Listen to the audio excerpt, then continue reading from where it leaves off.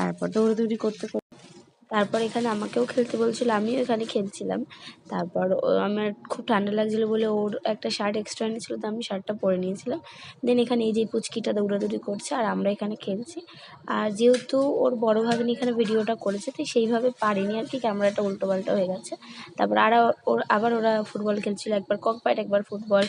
আর এত জোরে জোরে খেলছে, মানে এখানে আমি একটু স্পিড করে দিয়েছি, আর সব এদিক ওদিক চলে যাচ্ছে, দৌড়ে দৌড়ে আনছে।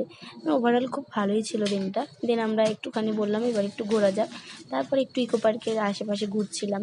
তা এখানে আমরা রোজ গার্ডেনে চলে এসেছিলাম, আর ওখানে একটা রোজও আমি নিয়ে নিয়েছি, বাট সেটা ভিডিও করে নিয়ে আমি ওখানে যেহেতু লোক ছিল। তারপরে এই যে এই ফোয়ারার কাছে চলে এসেছি, এখানে এত লাইটিংটা সেইভাবে করেনি, ফোয়ারার কাছে এসেছিলাম।